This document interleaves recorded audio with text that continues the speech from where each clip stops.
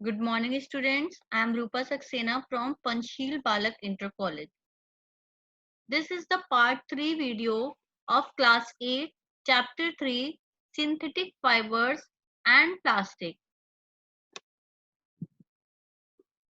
In last video, you have studied about nylon, rayon, polyester, acrylic.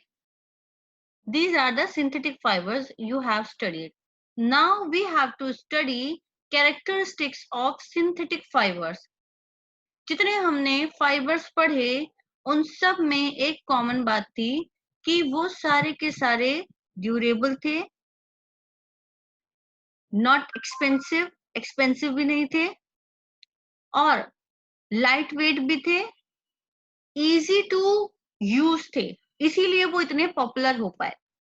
तो दे dry up quickly, जल्दी सूख भी जाते हैं, ड्यूरेबल होते हैं मतलब बहुत दिन तक चलते हैं, लेस एक्सपेंसिव होते हैं, कम पैसे में होते हैं, कम खर्चीले होते हैं, रेडिली अवेलेबल, तुरंत मिल भी जाते हैं एंड इजी टू मेंटेन, और मेंटेन करने में हमें ज्यादा मुश्किल भी नहीं होती है, इसलिए सिंथेटिक फाइबर्स का यूज इतना ज्यादा होने लगा। There is an activity given for you which you can do at your home and see that how synthetic fibers are different from natural fibers. आपको दो तरह के फाइबर्स लेने हैं, कॉटन आपको लेना है कोई भी पीस, एक कोई सिंथेटिक फाइबर का कोई भी पीस लीजिए, कोई पॉलिस्टर या कोई नायलॉन का पीस लीजिए, दोनों को एक एक गिलास अलग अलग एक कटोरी में, गिलास में, किसी में थोड़ा पानी लेके दोनों को उसमें डिप करिए। आफ्टर 5 मिनट्स आप उसको निकालिए, आप देखिए कि दोनों में आपको वाटर एक ही अमाउंट का लेना है, दोनों में से किस बाउल में जो वाटर है वो कम है और किस में ज्यादा है। कॉटन वाले में कम होगा क्योंकि कॉटन के जो कपड़ा है, जो पीस ऑफ जो हमने लिया है कॉटन का, कॉटन के पीस में एयर स्पेसेस होते हैं, तो इसलिए वो मोर वाटर को एब्जॉर्ब करता है। बट क्योंकि सिंथेटिक फाइबर में there are no air spaces, तो वहां पर जो पानी है वो एब्जॉर्ब नहीं होता है, तो क्योंकि पानी ज्यादा एब्जॉर्ब नहीं होता है इसलिए सिंथेटिक फाइबर जल्दी सूख भी जाते हैं। इसीलिए जब अगर हमें कहीं, अगर हमने जैसे पॉलिस्टर की शर्ट ली, हमने उसको धोया, हमें जल्दी कहीं जाना है, थोड़ा टाइम है, हमने जल्दी से उसको धोया, धूप में फैलाया, वो जल्दी सूख जाती है इन कंपैरिजन टू अगर हम कॉटन शर्ट बनाए। कॉटन शर्ट में क्योंकि पानी ज्यादा एब्जॉर्ब कर लेता है वो, तो इसीलिए ये सारे कैरेक्टरिस्टिक्स हैं कि वो ड्यूरेबल है, लेस एक्सपेंसिव है, इजी टू मेंटेन है, ये सारी चीजें हैं जो जिसने सिंथेटिक फाइबर को ज्यादा पॉपुलर किया। अब हमको पढ़ना है सिंथेटिक फाइबर के बाद एक और हमारे पास है plastic. You must be familiar with many plastic articles used every day. अब आज के इरा में ऐसा कोई भी नहीं है जिसको ये ना पता हो कि प्लास्टिक क्या है, जिसने प्लास्टिक के आर्टिकल्स ना देखो। एक्चुअली वी आर जस्ट हम घिरे हुए हैं प्लास्टिक से। हमारी जो आजकल की लाइफ है वो विदाउट प्लास्टिक, अगर आप सुबह से अपना रूटीन सोचें कि आपने जितनी भी चीजों को यूज किया एक दिन में, तो आपको बहुत सारी चीजें ऐसी मिलेंगी जिसमें प्लास्टिक यूज हो रहा है।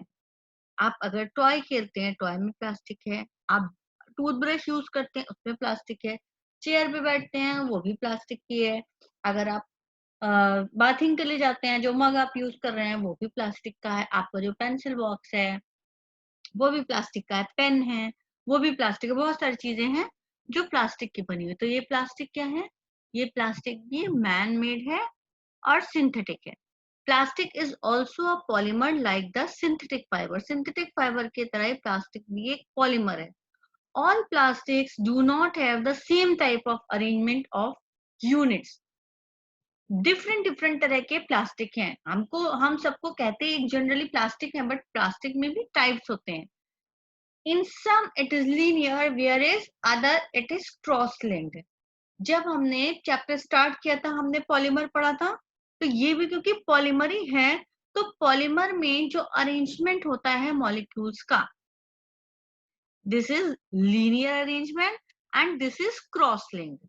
लीनियर मतलब एक लंबी सी चेन है, उसको हम लीनियर कह रहे हैं, और अगर कई सारे मॉलिक्यूल क्रॉस लिंक्ड, कई कई जगह से ये जुड़े हुए हैं, इनको हम क्रॉस लिंक्ड बोलते हैं। तो ये प्लास्टिक टू प्लास्टिक डिफर करेगा कि कौन सी प्लास्टिक है। Polythene is an example of a plastic. जो हम डेली जो पॉलिथीन यूज करते हैं, जब हम फल फ्रूट कुछ लेने आते हैं जो हमको आजकल दे देते हैं, तो उसका नाम पॉलिथीन इसलिए पड़ा है क्योंकि वो बना है पॉली प्लस एथीन। एथीन एक केमिकल होता है, एथीन का जो पॉलीमर है उससे बना है polythene. Now try to bend a piece of plastic yourself. Can all the plastic articles can be bent easily? अगर आप एक प्लास्टिक का आर्टिकल लीजिए और उसको मोड़ के देखिए, कुछ प्लास्टिक होते हैं सॉफ्ट होते हैं, मुड़ जाते हैं, कुछ हार्ड होते हैं जिनको आप मोड़ नहीं सकते। You will observe that some plastic articles can be bent easily and some break when you force to bend. कुछ टूट भी जाते हैं। When we add hot water to a plastic bottle, it's get deformed. कई ऐसी plastic की बोतल होती है कि अगर हम गर्म पानी डाल दें तो वो डिफॉर्म होती है, उनका शेप बदल जाता है, वो क्योंकि थोड़ी सी बेंड हो जाती है, मुड़ जाती हैं। कुछ प्लास्टिक होती है जिनमें हम बहुत गर्म पानी डाल दें लेकिन वो वैसी की वैसी ही रहती हैं, वो हीट को टॉलरेट कर लेते हैं। तो ऐसी प्लास्टिक्स जो इजीली अगर हीट करें और इजीली बेंड हो जाए, मुड़ जाए, उनको हम कहते हैं thermoplastics. Actually, these are types of plastic. There are two types of plastic. One is thermoplastic, another is thermosetting plastic. अगर हम किसी ऐसा प्लास्टिक है जिस पर हम गर्म पानी डालें या इसको हीट करें, अगर हम उसको हीट करें तो उसको इजीली वो क्या होता है, बेंड हो जाता है, यानी कि इजीली डिफॉर्म हो जाता है, उसका शेप बदल जाता है, ऐसे को हम कहते हैं thermoplastic. Polythene and PVC, polyvinyl chloride PVC का फुल फॉर्म है। पॉलीविनाइल क्लोराइड ये भी पॉलीमर है प्लास्टिक का। Are some of the examples of thermoplastic. ये थर्मोप्लास्टिक एग्जांपल है। These are used for manufacturing toys, combs and various type of containers. और कुछ प्लास्टिक ऐसे होते हैं जिनको अगर हमने एक बार जो जिस शेप में है, फिर अगर आप उनको आप हीट भी करेंगे उनका शेप बदलेगा नहीं। They cannot be softened or they cannot be bent by heating. These are called thermosetting plastic. ये सेटिंग का मतलब ही है, एक बार सेट हो गए उसके बाद इनका शेप नहीं बदल सकता, तो ये thermosetting plastic. Two examples of thermosetting plastics are bakelite and melamine. Bakelite जो हमारे स्विच वगैरह हैं वो सब इसी प्लास्टिक के बने होते हैं, और मेलामाइन जिसका आजकल आपने देखा होगा डिनर सेट वगैरह बहुत चले हैं, मेलामाइन के प्लेट्स वगैरह बाउल्स वगैरह मिलते हैं। Bakelite is a poor conductor of heat. Bakelite जो है वो हीट का पुअर कंडक्टर है, उसमें हीट कंडक्ट नहीं होता है और ना electricity. It is used for making electrical switches, handles of various utensils. कई जैसे आपने प्रेशर कुकर देखा, प्रेशर कुकर जो हैंडल होता है वो भी बैकेलाइट का ही बना होता है। Melamine is a versatile material. It resists fire and can tolerate heat better than other plastic. Melamine का एक और भी यूज है कि मेलामाइन को फायर रोकने में भी यूज किया जाता है क्योंकि ये बहुत ज्यादा अमाउंट की हीट को टॉलरेट कर लेता है। It is use for making floor tiles. Melamine को हम फ्लोर टाइल्स बनाने में, जो फर्श होता है ना, फर्श पे जो टाइल्स लगे होते हैं उनको बनाने में भी यूज करते हैं। किचन वेयर, बर्तन बनाने में, यूटेंसिल्स बनाने में और फैब्रिक बनाने में जो फायर रोकते हैं, जो फायरमैन की ड्रेस होती है ना, उस ड्रेस पे भी मेलामाइन की कवरिंग कर देते हैं ताकि उसको आग ना पकड़े। Figure 3.8 shows various uses of thermoplastic and thermosetting plastic. These are the articles made of thermosetting plastic. This is the handle of pressure cooker. This is plate. These are switches. These are plates. So we can use it in many ways.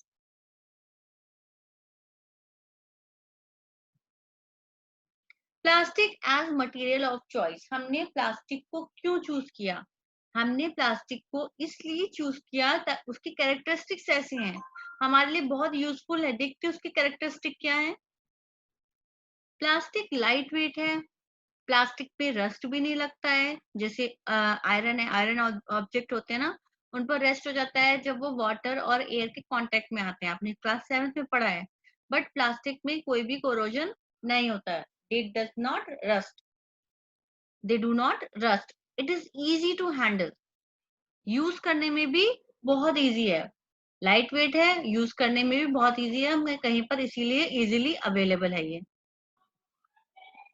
Also plastic जो है वो reusable है, फिर से use कर सकते हैं हम। प्लास्टिक नॉन रिएक्टिव है, सारे ऑब्जेक्ट के साथ ये रिएक्शन नहीं करती है, जिस वजह से हम कई सारे प्लास्टिक कंटेनर्स को खाने की चीजें रखने में भी यूज करते हैं।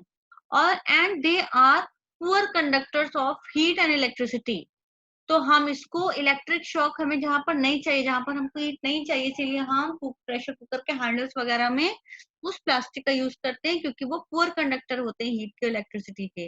We do not get shock और we do not get burn if there is any plastic covering.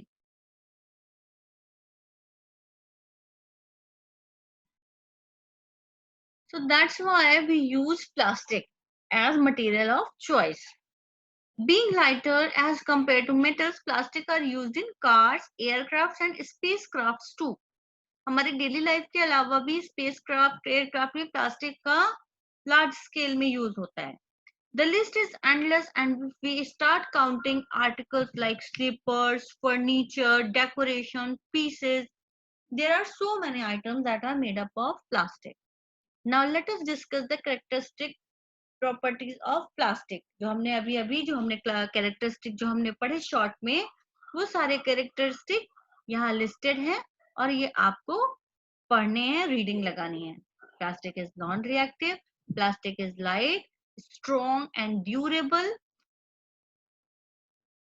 plastic are poor conductors. Did you know, ये आपके लिए नॉलेज के लिए दिए हुए कि प्लास्टिक जो है वो एक्सटेंसिवली यूज हो रही है हेल्थ केयर में, इंडस्ट्री में, बहुत जगह। तो ये आपकी जस्ट आपकी नॉलेज बढ़ाने के लिए कुछ चीजें दी हुई हैं जो आपको पढ़नी है। Special plastic cookware is used in microwave, microwave ओवन्स में भी हम प्लास्टिक कुकवेयर को यूज कर लेते हैं। एक स्पेशल प्लास्टिक है टेफलॉन, जो नॉन स्टिक कुकवेयर होते हैं, उस पर जो उसमें कोई भी हम फूड बनाते हैं वो स्टिक नहीं होता, चिपकता नहीं है। आप ऑमलेट बना लो, आप कुछ भी बना लो, तो उसमें चिपकेगा नहीं, तो इसलिए उसको नॉन स्टिक हम आर्टिकल्स कहते हैं। तो वो नॉन स्टिक इसलिए क्योंकि उस पर एक सिंथेटिक फाइबर टेफलॉन की कवरिंग है, हाँ, इस वजह से जो फूड आइटम है वो उस पर स्टिक नहीं होता है।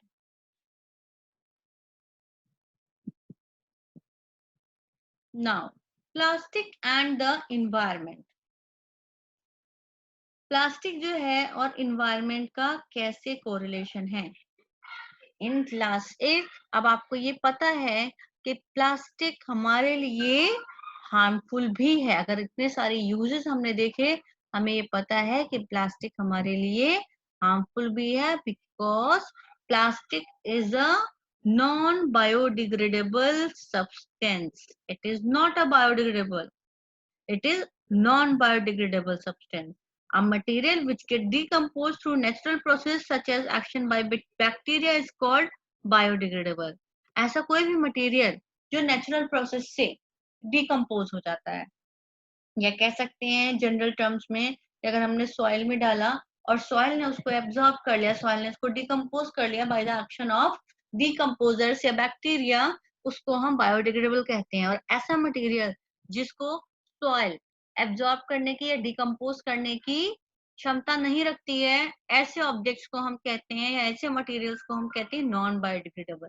तो प्लास्टिक जो है वो कतई भी बायोडिग्रेडेबल नहीं है, वो नॉन बायोडिग्रेडेबल है, इसीलिए वो हमारे लिए हार्मफुल है।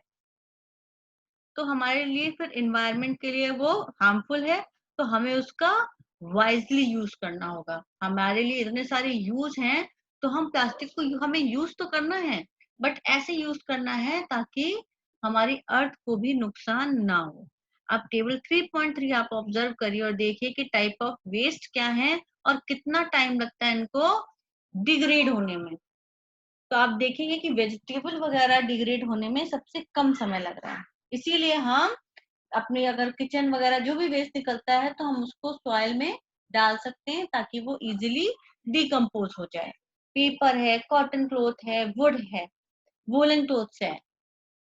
सीधी सी बात है कि जितनी चीजें हमको नेचुरली मिलती हैं, प्लांट और एनिमल से जितनी चीजें मिलती हैं वो सब है बायोडिग्रेडेबल, और जितनी मैन मेड चीजें हैं मोस्टली वो सारी की सारी नॉन बायोडिग्रेडेबल में आती हैं, जिसमें कि प्लास्टिक बैग जो हैं वो कई साल लेते हैं। ये हमें एक्चुअली पता नहीं कितने साल, बहुत सारे साल लेते हैं डिकम्पोज होने के लिए। इसी तरह प्लास्टिक के साथ साथ टिन, एल्युमिनियम और अदर मेटल कैन, जो मेटल है वो भी डिकम्पोज नहीं होती, इसलिए वो नॉन बायोडिग्रेडेबल में आते हैं।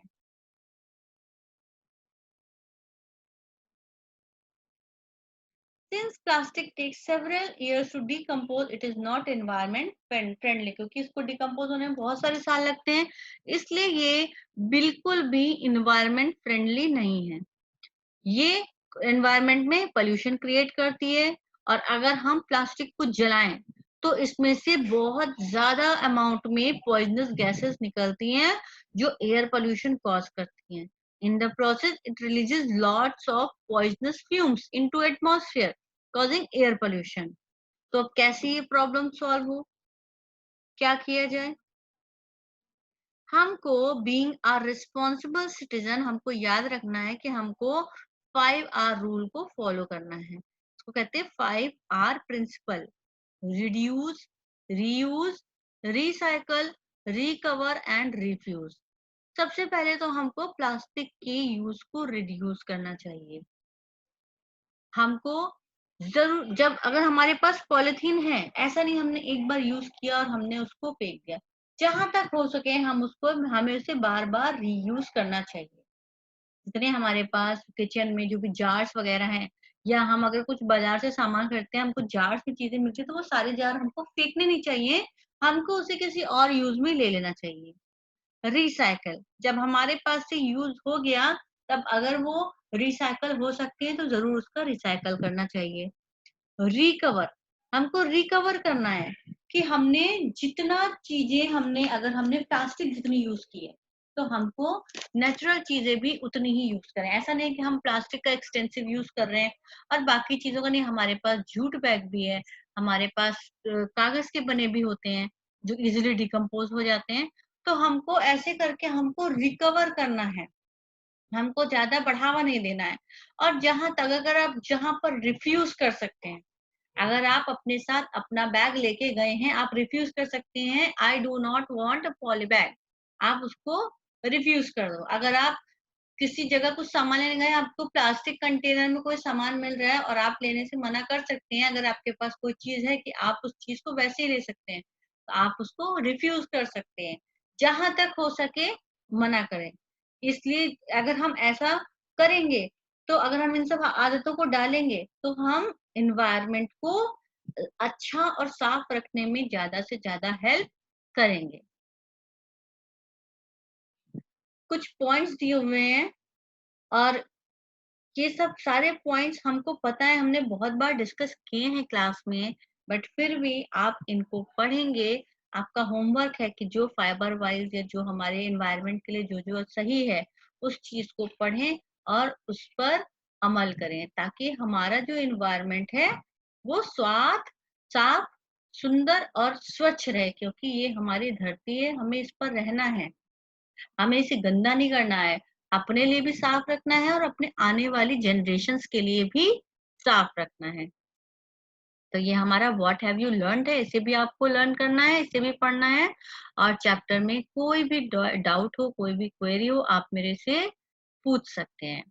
Thank you so much students.